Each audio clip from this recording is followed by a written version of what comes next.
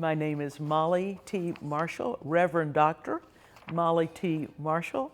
I'm president at United Theological Seminary of the Twin Cities.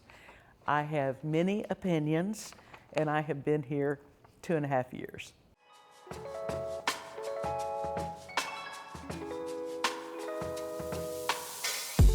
It means, for me, a lot of unlearning. I went to segregated schools growing up in Muskogee, Oklahoma. They didn't bother ever to enter the curriculum the story of the massacre at Greenwood, 45 miles away.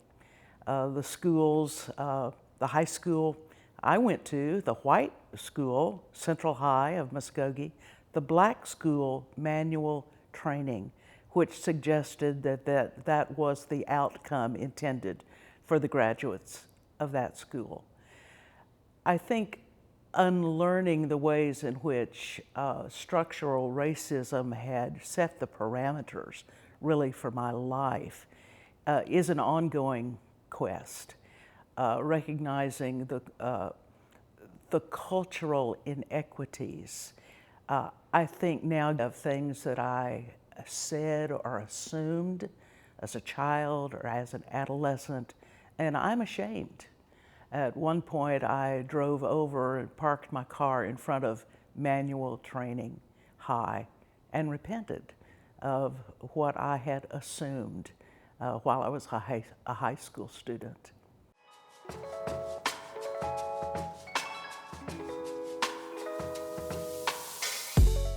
Well, there would be the kind of cohort of black students that you and I have talked about also often, because we know that a cohort does things for people and is empowering. We would have more faculty of color.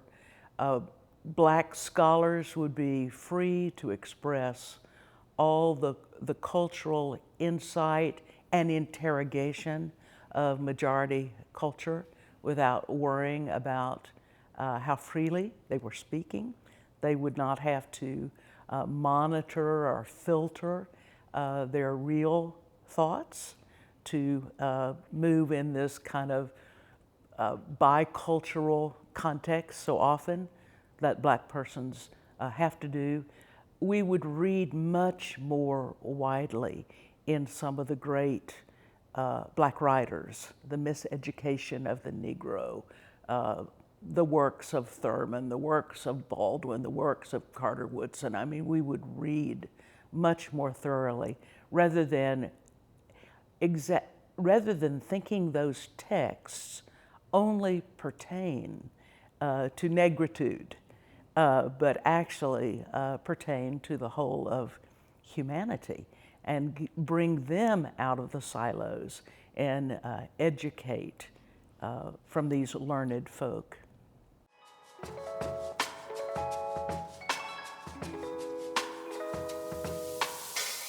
One of the things I've been very intentional about is black board members. We don't have enough, but about 1/3 of our board is black. We need more. One of the things, though, that we did very intentionally was move black board members to the center of leadership. And so the vice chair, the secretary are black within the board officer structure. That changes the conversation also. Recently, I made a presentation to the board, 2 white respondents, 2 black respondents. Asked the black respondents to give the kind of feedback that would be very, very helpful.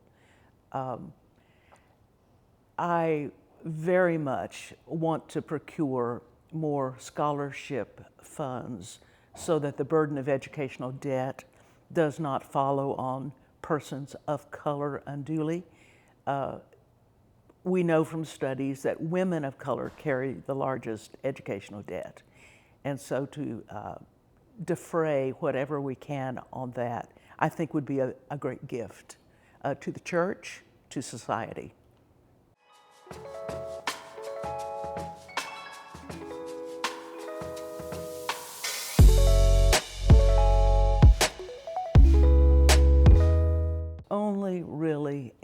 last decade or so that I have seen how seminaries basically were built on the backs of chattel slavery.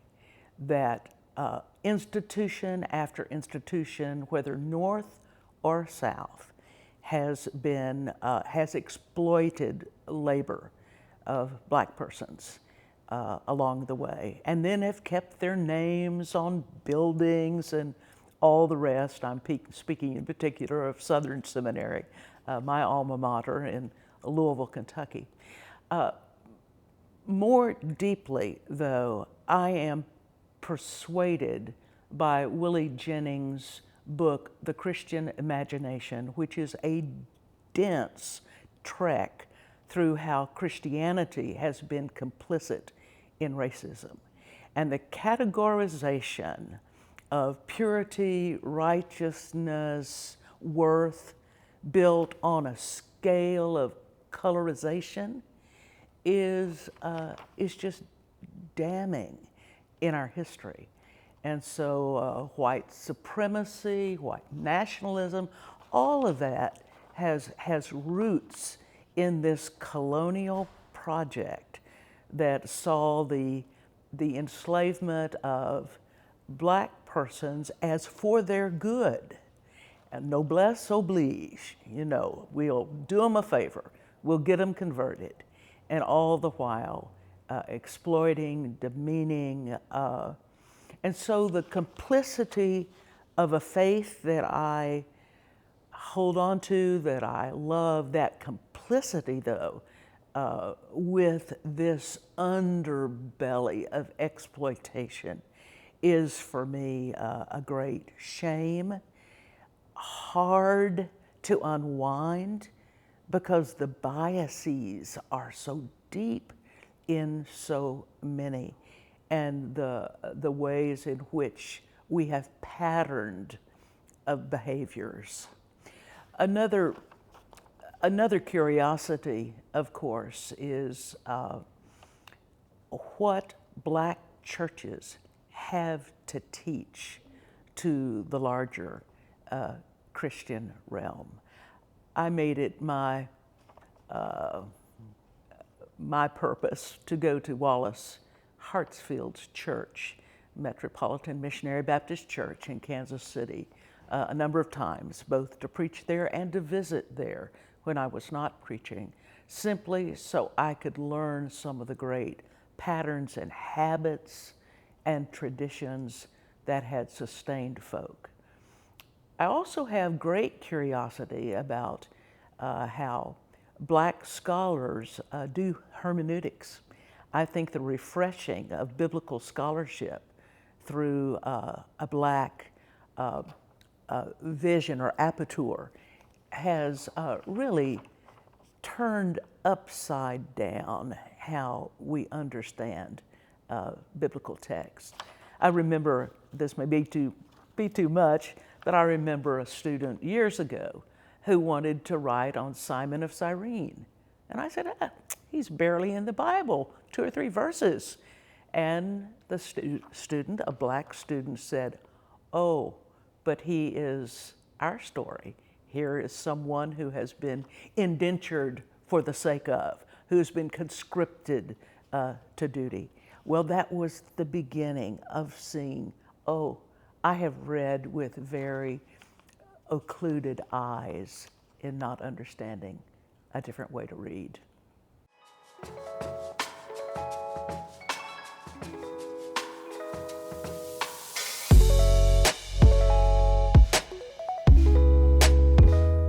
Our faculty wants to get it.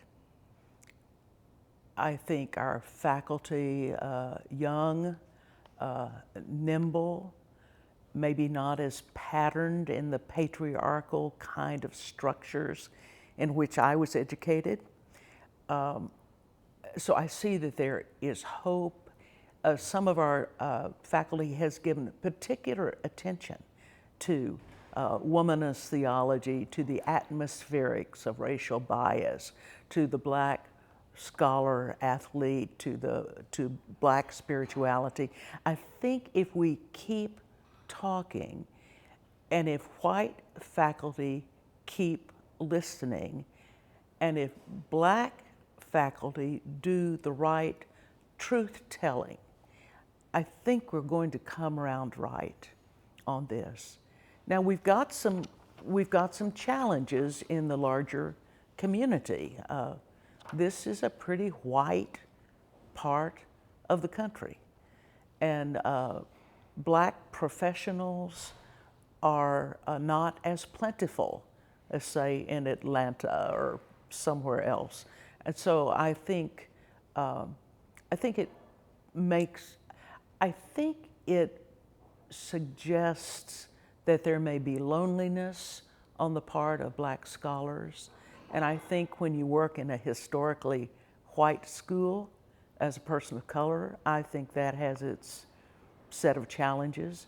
I was one of the first women doing a Master of Divinity in the school where I was, and then the first one on the faculty.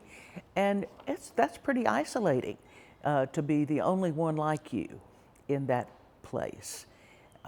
Willie Jennings talks about the sheer exhaustion that black faculty often feel by trying to make their way in this kind of bicultural mode.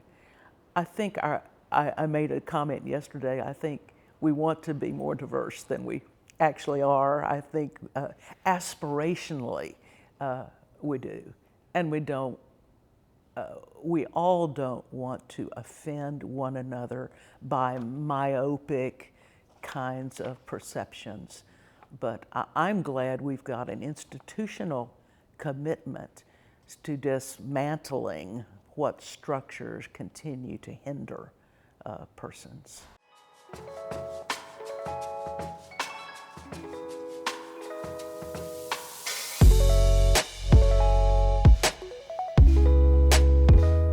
Once again, Willie Jennings has been my guide. I'm glad he's been my friend for about 30 years. His assessment in Beyond Whiteness is that theological education was basically structured to form the self-sufficient white man. That's how it was set up. That's how I experienced it when I was coming through in the 70s. I think the future of theological education, the wholeness of it depends upon a great variety of administrative leaders and faculty, and then students kind of follow that reality. In this past year, the past 3 years, been quite a churn in terms of turnover in seminary presidencies, but more Hispanic, more black are moving into key positions as chief academic officers as well as the CEOs of schools. When that happens, something begins to shift within a system. My friend Angela Sims at Crozier Divinity, CRCDS, who are her connections? Black scholars. Not that she's not connected to white scholars, but she is repopulating with black scholars, lectures, etc. And that shifts a culture within a school. And so I think we see that going on in a number of places. Some white folks get twitchy. I've got some friends at Austin Pres. They have hired a Hispanic as their new president. And so people are saying, oh, what's this gonna be like? And so there is that a little bit of shift when that happens. We're gonna see it more and more, and it's gonna be for the good of theological education.